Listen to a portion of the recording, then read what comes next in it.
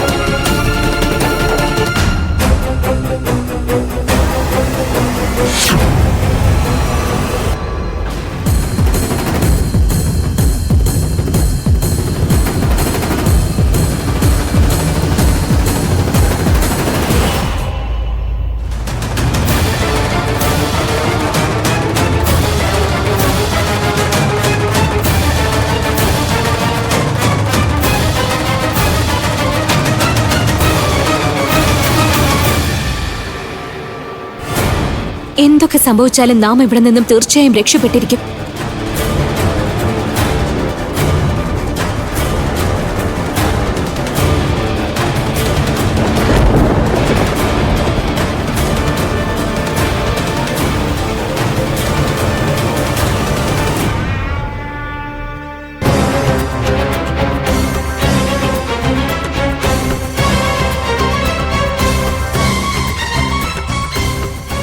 ഇല്ലില്ല, ഇവിടെ നിന്നും അത്ര നിസ്സാരമായി രക്ഷപ്പെടാൻ കഴിയില്ല.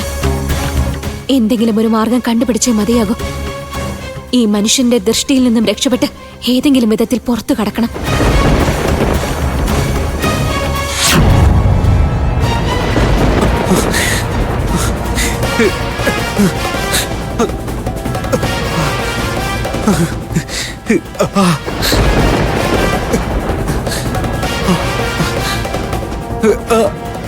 ക്ഷമിച്ചാലും നമ്മോട് ക്ഷമിച്ചാലും നാം ഇത് ചെയ്യാൻ ആഗ്രഹിച്ചിരുന്നില്ല.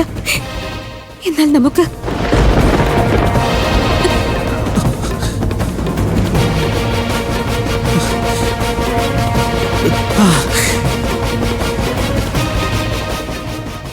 നമുക്കിവിടെ നിന്ന് രക്ഷപ്പെട്ടേ മതിയാകൂ. ഇനി എന്തൊക്കെ ചെയ്തിട്ടാണെങ്കിലും ഇവിടെ നിന്നും രക്ഷപ്പെട്ടേ മതിയാകൂ. നമ്മുടെ പിതാശ്രീയുടെ അടുത്തേക്ക്, നമ്മുടെ രൂപനഗരത്തിലേക്ക് തിരികെ പോകണം. എങ്ങനെയെങ്കിലും പോയേ മതിയാകൂ.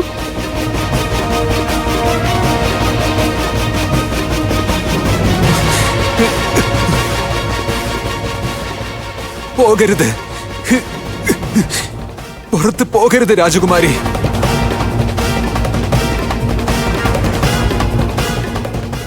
നാം പറയുന്നത് കേൾക്കൂ, നമ്മുടെ വാക്കുകൾ കേൾക്കൂ.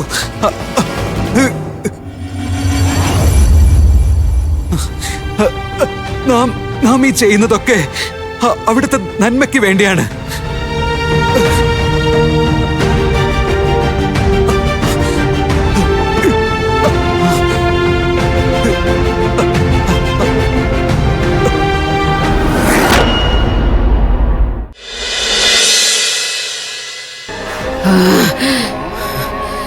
നോക്ക്, രാജകുമാരിയെ നീ എത്രത്തോളം സ്നേഹിക്കുന്നുണ്ടെന്ന് മനസ്സിലായി. എന്നാൽ രാജകുമാരി നിന്നെ എത്രത്തോളം സ്നേഹിക്കുന്നുണ്ട്? അല്ല, നീ സ്വന്തം പുത്രനെ തന്നെ മറന്നുകൊണ്ട് രാജകുമാരിയെ സ്നേഹിക്കാൻ തയ്യാറാകുകയാണല്ലോ. രാജകുമാരിയെ കേവലം സ്നേഹിക്കുക മാത്രമല്ല ചെയ്യുന്നത്, രാജകുമാരി നമ്മുടെ ഉത്തരവാദിത്തമാണ്. കുമാരി രൂപവതി മഹാറാണി സുമതിയുടെ ഒരേയൊരു സന്താനമാണ്. നീ അവരെ ചതിയിലൂടെയാണ് വധിച്ചു കളഞ്ഞത്. അവർ അവസാന നിമിഷം വരെ നിന്റെ ശിരസിന് മുകളിലെ ഖഡ്ഗമായി നിലനിന്നത് നീ ഇന്ന് ഓർക്കുന്നുണ്ടോ? അതേ മഹാറാണി സുമതിയുടെ ഒരേ ഒരു സന്താനമാണ് രാജകുമാരി രൂപവതി.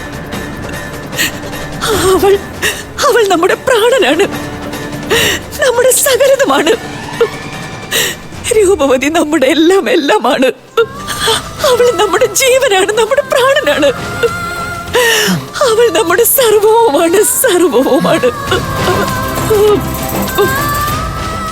സകലതുമാണ്.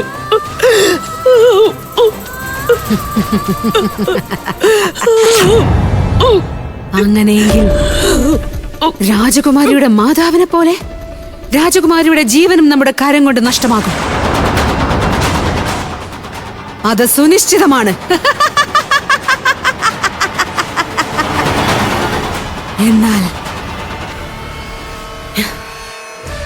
എന്നാൽ രാജകുമാരിക്ക് പ്രിയപ്പെട്ടത് ആരാണ്?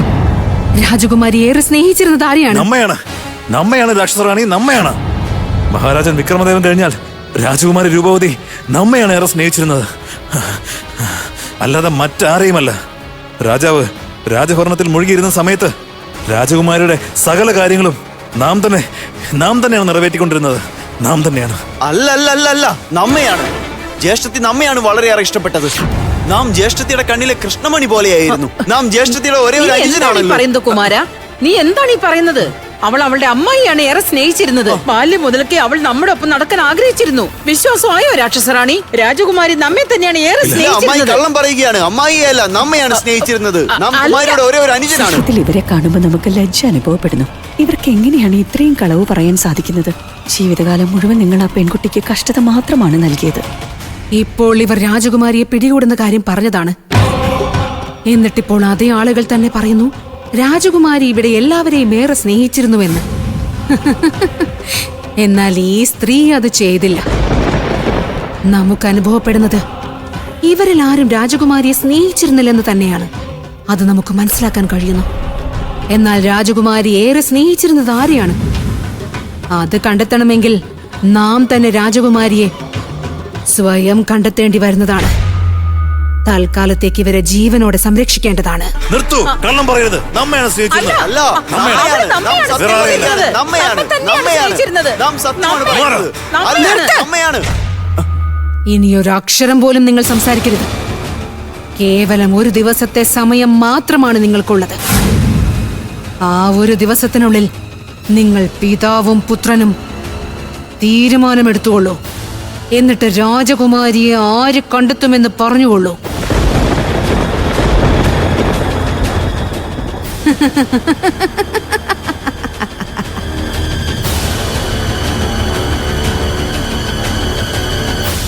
എന്നാൽ നിന്നെ കൊണ്ട് നമുക്ക് എന്താണ് പ്രയോജനമെന്ന് പറയും?